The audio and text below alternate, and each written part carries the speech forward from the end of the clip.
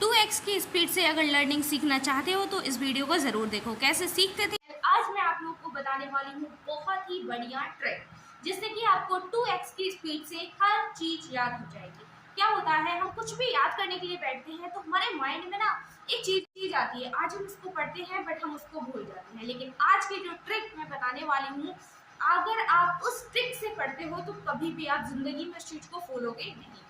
आज मैं आपको एक ट्रिक बताने वाली हूँ जिसका नाम है पोमोडोरो टेक्निक। इस टेक्निक से आप कितना भी पढ़ लो, आप कभी बोर नहीं होगे, ना ही आपका माइंड बिल्कुल थकेगा। तो उसके लिए आपको क्या करना है, कोई भी टाइम वेस्ट नहीं करना, कुछ भी नहीं करना। एक बार आप पढ़ोगे आपको बिल्कुल परमानेंटली याद हो जाएगा। सबसे पहले आपको क्या करना है, आप जब पढ़ने के लिए बैठो ना तो आप 25 मिनट कंटिन्यूअसली उसको पढ़ते रहो।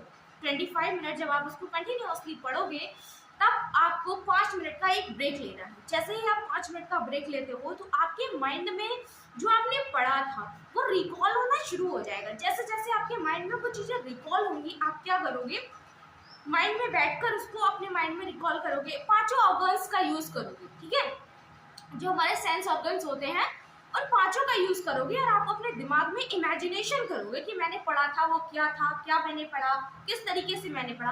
अगर आप लोग अपने सेंस ऑर्गन्स का यूज करते हो तो आप किसी भी चीज को लर्न करो, आप उसको दोबारा कभी नहीं भूलते हो। तो सबसे पहले आपको क्या करना है, किसी एक अपने टॉपिक को लेना है और उसको कंटिन्यूअसली पढ़ना है। आप इस ट्रिक को कर देखो, अगर आपका ये ट्रिक आपको काम नहीं करता, दूसरा ट्रिक आप यूज करोगे। दूसरा क्या करोगे, आप 1 घंटा पढ़ोगे। ठीक है, 1 घंटा आपने पढ़ा, उसके बाद आपने ब्रेक ले लिया, उसको बिल्कुल नहीं पढ़ा। आधे घंटे के बाद आप फिर बैठोगे और आप पढ़ोगे नहीं, इस बार सिर्फ आप इस बार सोचोगे कि मैंने क्या पढ़ा था, उसको इमेजिनेशन करोगे।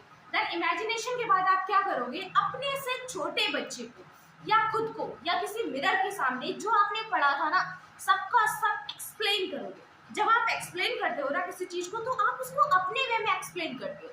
जैसा आपने एज इट इज पढ़ा है आप उसको एज इट इज एक्सप्लेन नहीं करते हो, क्या करते हो, अपने माइंड से आप एक्सप्लेन करते हो, इमेजिनेशन करते हो, उसको एक्सप्लेन करते हो, है ना।